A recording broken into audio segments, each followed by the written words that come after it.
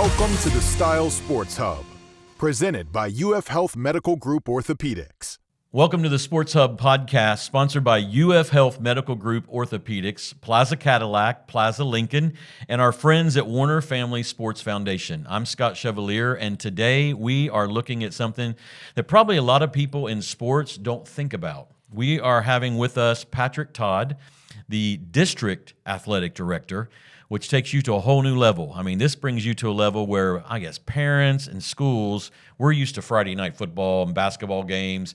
We don't realize that there's somebody like you at the top that's really helping bring about what we see in sports from day to day and week to week in our schools. Give us, first of all, welcome, man. Thank you. I'm glad to have you here. Obviously, we've met before and through other schools, but I'd like to just help us understand, what's a district athletic director do from day to day? Well, I appreciate being here, and I really appreciate what Style Magazine has done to not just promote athletics in our county, but all of our district schools and the good things happening on our campus. You know, when we think about athletics, it impacts so many people within a school setting. When you think about, most of our high schools have 33 to 40 sports on their campus. Wow. Most of our schools are probably somewhere around 70% of their student bodies participate at some level in interscholastic athletics. So it is a huge part of the academic culture. And I think that's the focus that we want to have, is making sure that we're creating opportunities for our kids to flourish in the areas that they're passionate about, coupled with the academic background that opens the doors for future opportunities. And so I think as we think about it from a district perspective, we want to be character driven.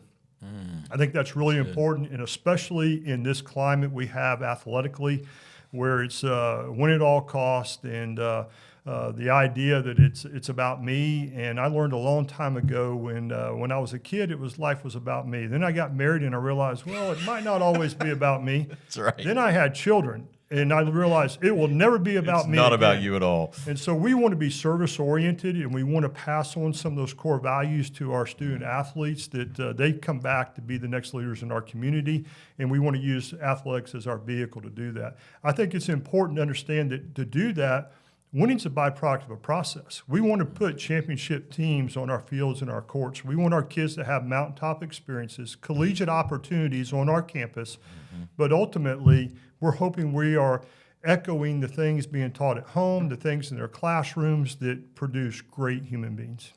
Man, you hit it. I mean, just developing character over winning.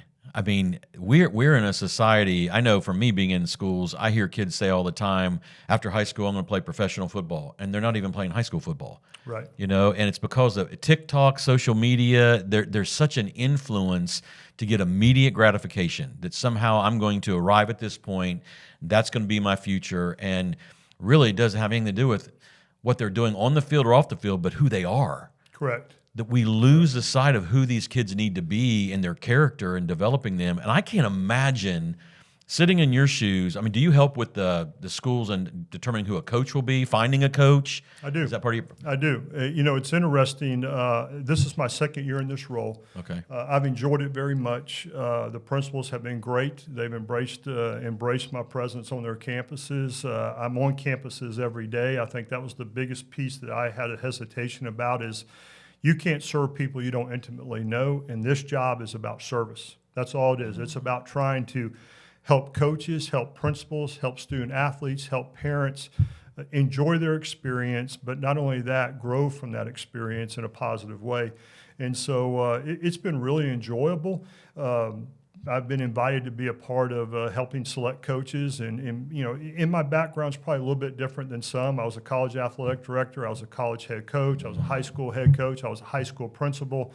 So I've seen education from a lot of different perspectives. I was a highly recruited student athlete, so I've seen on that side, and I've been the college coach trying to recruit your student athletes, so I've seen on that side. And so hopefully some of those experiences can help our young coaches that we have in our district. We got a lot of young coaches. We got some experienced coaches doing a great job.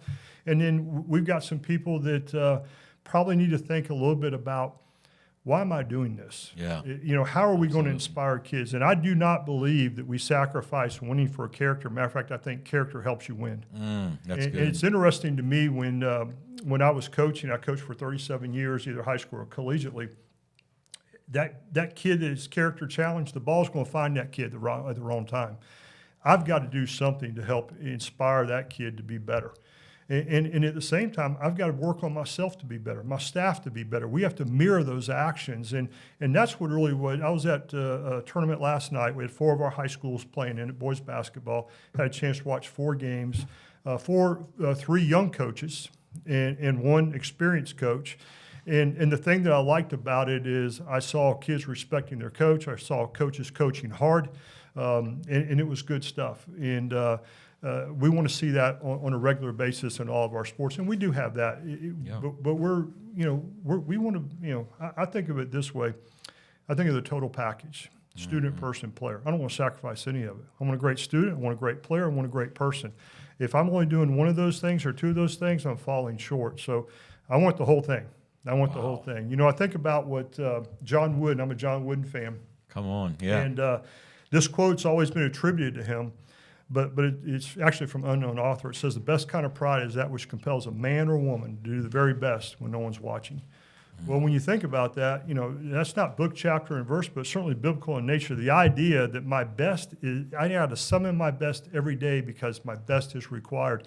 If we can get young people to understand that in their classrooms, in their practice, I talk to a lot of kids who want to play collegiately, kind of like you said, and then some that want to play professionally, and those are great goals. Absolutely. Nothing wrong with those things. But the work it takes to prepare for that, it's the same work it takes to make sure you got enough money at the end of the month to pay for your family's bills. Yeah. What happens when life gets tough and you got to make your milk money? Those are things that we want kids to learn at our level about preparation. Opens the door to successes. And where you come from doesn't define where you're going. And we're in a society right now that kind of wants to go backwards on that. Yeah. And I grew up in a time where we're saying, where you came from doesn't matter. Yeah. Where you're going does. Yeah. And so let's prepare our kids for what can be a phenomenal life of, and I do believe the best life lived is life lived in service to others. So when you start to think about that, man, how rewarding is that to bring kids in Lake County schools through a process that really believes in that, echoes that, and now we're going to produce the next generation for my grandkids to grow up in. I'm excited about that. Man, I want to tell you right now, I can tell you Lake County has the right person sitting in the seat. You inspire me. I'm sitting here thinking about the pressure of a coach in a community because not all the families, not all the communities understand the mindset you're talking about. I mean, you're defining integrity when you're talking about character over someone just winning a game. That the product that we're trying to produce in our families, I mean, to strengthen our communities, I believe it starts with one. Absolutely. And they have to look at themselves in the eye. I just can't imagine the pressure in your position because everybody wants to win. Everybody wants to come off the field with a smile on their face or on the court. But to understand that there's a bigger goal involved in integrity and development of character and who they are, because we're not always going to throw a ball. We're not always going to shoot for a basket. There's more to life than that. And we have to understand that what we're doing during those practices, during those games, is developing young people. And you know what I want to do? I want to come back and take a quick break and come back and talk about the struggle that there is on campuses and in a community to keep integrity and character and development of the student athlete to be a total person beyond just being a winning athlete and understanding what that takes. So we're going to take a quick break. We're going to come back and talk to the athletic director, Pat Todd, about how we can build in our kids true character to become young men and young women that can have value in their community. We'll be right back right after this.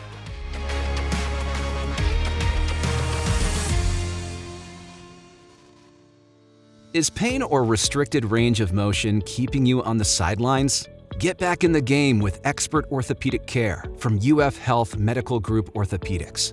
UF Health Medical Group Orthopaedics provides robotic-assisted surgical joint repairs and replacements, post-operative care, and inpatient rehabilitation services, all close to home, right here in Lake and Sumter counties. And for those unexpected injuries, UF Health Medical Group Orthopaedics offers convenient walk-in and same-day appointments. To learn more or to schedule an appointment with one of their specialists, call 352-323-5665. So we're back with the athletic director from here in Lake County, Pat Todd, and we are talking about some incredible things with our students, not just playing ball, not just shooting hoop, not just hitting a bat, but integrity, character development, understanding them as a total person, that sport is developing them. I mean, all of us have grown up, even when we didn't go on to a high school or collegiate level. We all grew up with our moms and dads wanting us to go to T-ball or getting in a Rotary club or team playing. We did something in the community because we knew we wanted our kids to learn how to work, play together, and be together. We've lost some of that. Oh, absolutely. Absolutely. I mean, if you think about the amount of money being spent in youth travel sports, it's interesting. Wes just had a big coverage of this 2 days ago. The enormous amount of money being spent on travel sports. We have parents who are taking their kids all over the country, paying enormous amounts of money to organizations and coaches with the idea that that's going to pay off into a scholarship. And most of the time, the experiences are difficult, challenging at best, with outcomes that don't produce what they're really looking for. And as high school coaches and then as college coaches, you're picking up bad habits created by these opportunities, if you will, that really become challenging. So when, as a college coach, if I came to a game to see a kid play, I'd already looked at film. I already knew he was good enough to play at our level. Yeah. Now I wanted to find out if his character was good enough to be in our program. Wow. So I wanted to identify what's his body language look like. I can't tell you how many high school kids walk off the floor. They hang their head if a bad play. So one bad play becomes 3 bad plays. Coach gets after them, and now they're on the sideline getting upset, and their parents are yelling in the stands. Those are kids that are not recruitable because they're not coachable. Yeah. And when I think about that, all right, how's that going to equate to their employment? Absolutely. And when life gets tough, and I don't care who you are and how much money you make, life can be challenging. 100%. How do we rise to that? John Wooden used to talk about competitive greatness. The idea that your very best is required every single day. The leaders in the world that have been effective are leaders that summon their very best when it's required, which is every day. 100%. And then the other piece is, do young people have self-evaluation? I think it's one of the most unused tools, but is the most effective. And adults that are successful are always evaluating, how can I be better? What could I do different? How could I affect that? So when we were looking at our ball clubs as a college coach or high school coach, we film practice. And if we weren't getting it done, the first thing we wanted to look at is, all right, is it the right drill? The second piece is, are we coaching it up the right way? And after we evaluate ourselves, then we will look at the student athlete and see, are we not getting it out of them? But I think you've got to self-evaluate every day. I mean, every day. I've been married. I'll be married 37 years this summer. Congratulations. That's awesome, man. But I got to be better tomorrow than I am today. Come on. Yeah. And my children are adults, but I'm still raising them. Absolutely. Even though they're married. You're still dad. Yeah, exactly. And so I think it's constantly about trying to evaluate, am I being the best I can be, and where am I falling short, and how do I address it? I think you're hitting on the head, because I think just in life in general, I'm the same way. So I'll be 38 years married this January. I'm now a grandpa. And so I go through constant evaluation. We all know what we did when we raised our kids. My son, my daughter, they're now married, they're living their lives, but I'm still dad. Right. I still have a responsibility, and I think that comes back to character. That I meet a lot of kids in high schools who don't have a father influence. That's right. They go to houses, and there's no one speaking character into them. And a lot of times in society today, I think there's such a pressure to win that we would rather see a kid win a game and celebrate in that quick moment than have them ready for life. And understand 20 years from now, that court's going to be silent. That's right. There's not always going to be that light on when you have that opportunity. And what have we really done for kids? I think we're doing a disservice to them if we haven't done that. I'm excited to hear you say what you're saying. I can imagine, just hearing you talk about some of the dealing with parents, because they live from a different perspective. They may not be in the perspective that you and I are having this conversation. They may be thinking about, this is my only chance to send this kid to college. That's right. So I got to get him on the court, or I got to get him on the field. I got to get him seen by somebody so he can have that chance. How do you deal with parents to understand this? Well, I think the hardest part is there's such an unrealistic expectation created, and I'm not against travel ball, but so many people that are running travel ball organizations are giving unrealistic expectations to outcomes. If you pay me X number of dollars to take your kid to this tournament, they're going to be seen by all these college coaches. Yeah. But our families don't really understand the recruiting process and what that looks like today, which is so vastly different than it was 5 years ago. So if you take the COVID time, COVID comes, matter of fact, we were going to the Final Four. My club was on the way to the Final Four, and we don't play. So I'm flying home, Minneapolis, and next thing you know, all those kids are going to get a year back. And then it was every single kid who played during the COVID era got a year back. So they get that's one extra year. So now they're a 5-year student athlete.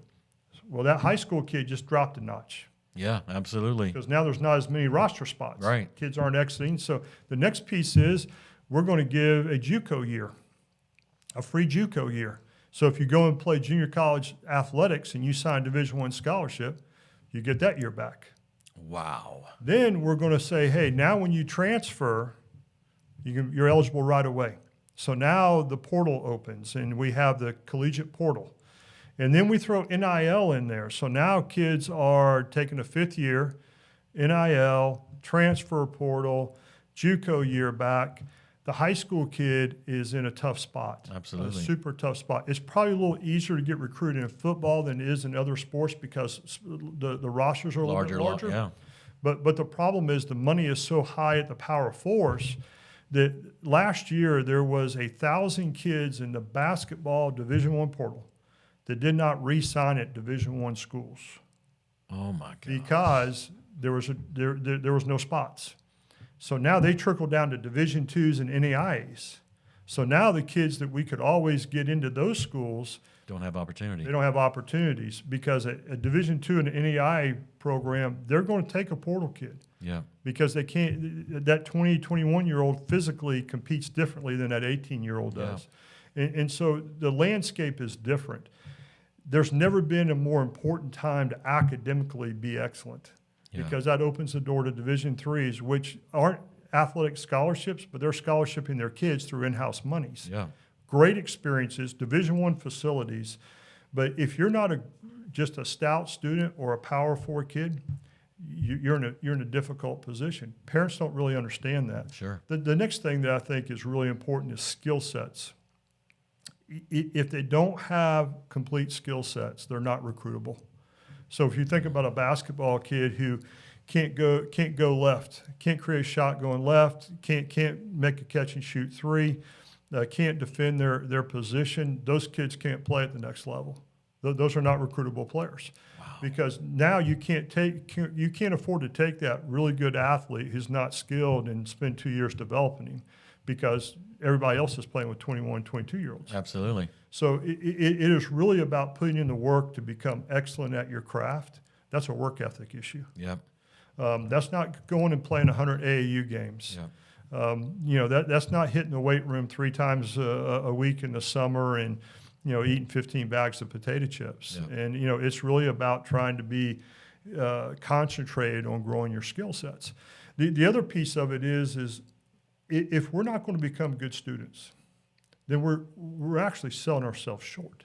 And that's what we got to convince kids to do. Why not me? Why can't I be excellent? Because I can tell you right now, in Lake County schools, if you want a great education, it's there to be had. Yeah. If you want a good athletic opportunity, it's there to be had. But if you're not willing to pay the price it takes to be excellent in whatever you do, then I think the sledding gets tough. Yeah. And so I think educating parents on what recruiting looks like. I also think that we have work to do in this area. But we have some coaches who really believe that character is important. It's vital in terms of producing the type of human being we want to produce. Yeah.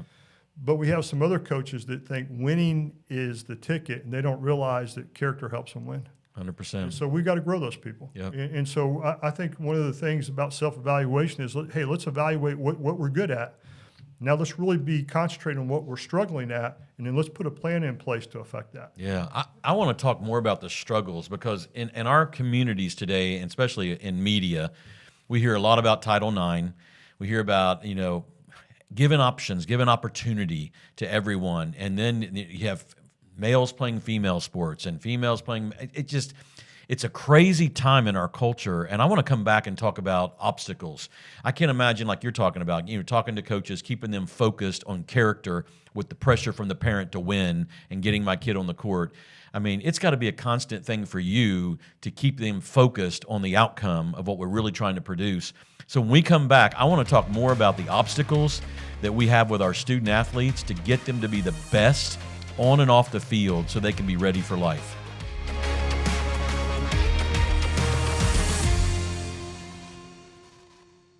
The Warner Family Sports Foundation is dedicated to fostering positive youth development and strengthening local unity in Central Florida. By increasing youth participation, removing financial barriers, and providing family resources, we can ensure youth have the opportunity to discover the joy of sports. Join us in building stronger communities through athletic engagement. It's our community. Let's do it together. Visit WarnerFamilyFoundation.com to learn more. Well, welcome back to the Sports Hub podcast. We've been talking to District Athletic Coordinator Pat Todd, and the things that I'm learning about you and what you're having to deal with, just obstacles to keeping everyone focused on not just the scoreboard, but we're preparing people. We forget that sometimes. These are kids that have grown up, and yes, they're gifted in what they're doing, but I can't imagine the pressure that you must feel.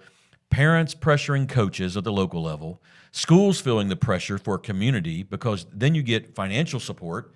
Mm-hmm. I mean, every school needs it.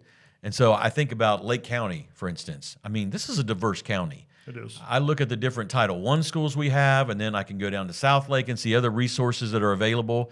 And everybody's needing that. Everybody's needing those resources because, correct me if I'm wrong, aren't there the same pressures in the high school level that now the collegiate level has with NIL that a kid just transfers? There's a lot of pressures. And I think the challenge for the coaching environment is so different now at the high school level. And I don't think it's as enjoyable as it ought to be because the statutes we have in place right now give the opportunity for people to transfer, be honest with you, mid-season. And wow. So there's some bylaws that govern that, but the reality of it is that kids can move and parents can move their kids based on whether they like it or not, and so and I think that there's some good in that, mm-hmm. but there's about 99% of it that's not so good. Yeah. And when I think about how much parents want to see their kids win, parents want to see their kids successful. Yeah. I don't think they necessarily care if the team wins. Yeah. I think they're a little bit more interested in if their child can be successful. And I don't mean that in a negative way. I'm a parent, you're a parent. We want to see our kids thrive, and I'm not against that. But coaches have to understand that the pressure to win is coming from within. The pressure to play the student athlete at a particular place is coming from parents. And I think you have to compartmentalize that. I always want to treat all my kids fair. It doesn't mean I coach them the same. So, when I have a kid who's, Power 4 kid, my expectations of what he can do is different than the kid who's going to be a really good high school player but not be a college player. It doesn't mean I'm going to coach him any less. Right. But it would be unfair for me to put those expectations on that kid or vice versa, put a limited expectation on this kid. So I think you have to push your student athletes to reach their potential. And when I was recruiting a lot as a college coach, and I would talk to a lot of clinics, when you're talking to middle school kids, you're talking about potential. When you're talking to a sophomore, your potential is just a dirty word for saying what you haven't done. Wow. And that's what you really have to think about. I'm looking for serious-minded kids who want to be excellent in everything they do, whether it's athletics, whether it's in fine arts, whether it's in whatever their passion is. Yeah. Let's give them pathways to be excellent in that, and let's put in methodologies that allow them to flourish and grow. 100%. And so, that's what I want parents to understand is that we're in it for them. Yeah. We want, and I tell you what, there's nothing worse than being a parent sitting in the stands watching your child have a miserable experience. Yeah. And any coach who doesn't understand that, they either don't have children. Yeah, right. Because I can just tell you right now, that's a miserable experience. And I think, one of the things that I think you have to do in these roles is we've got to be good listeners, because that's who I'm serving. Yeah. I'm partnering with those parents, or trying to, and I'm partnering with those student athletes and those coaches and those principals, because we're in it for one reason, and that's to make their child's experience the best it can be. Yeah. Now, with that being said, not every child's going to play the same number of minutes. Not everyone's going to have the same outcomes, but I want their experience in terms of being valued to be exactly the same.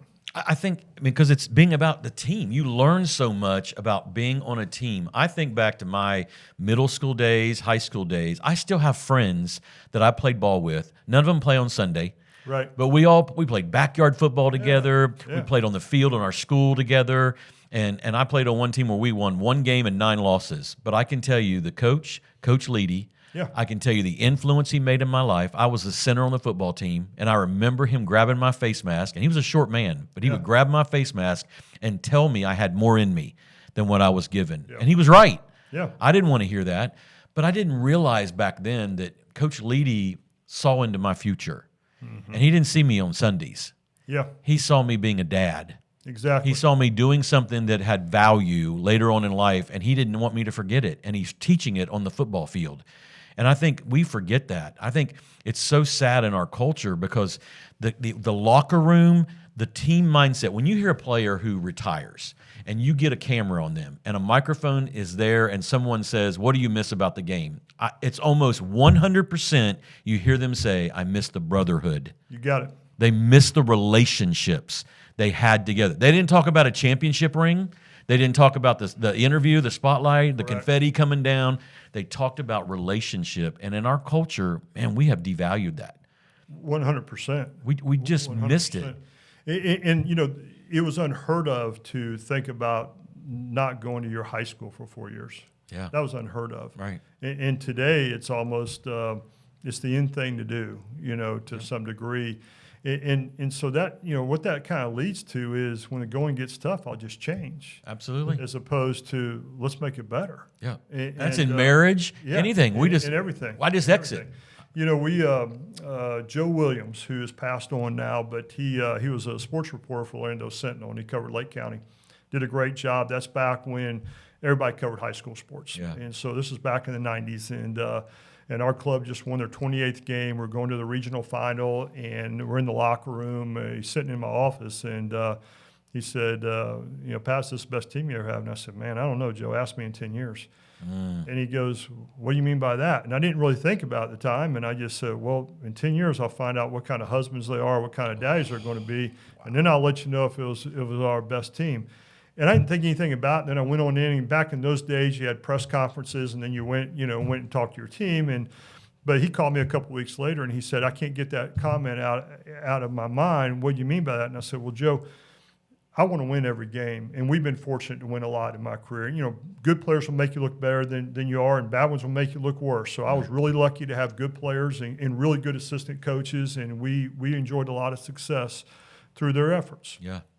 But the reality of it is what kind of men they're going to be tells me what I do with my time with them, and I want to be held accountable for that. Yep. No question in my mind about that. And so when I think about the lifespan of an athlete, I was a good enough athlete to play at a high level collegiately, good enough athlete to get drafted professionally, but I made more money as a math teacher than I ever did as a pro basketball player. Yeah. And if you're really good at the sport, when you're 30, 32, that's over with, and now you've got a long life to live. What's your legacy going to be? Yeah. If someone defines me as a great player or a great coach, and that's all they can say about me, I've lived a shallow life. Yeah, I got to be more than that. And so basketball is what I did, but it's not who I am. Just like any other sport would be, or any other thing you'd be.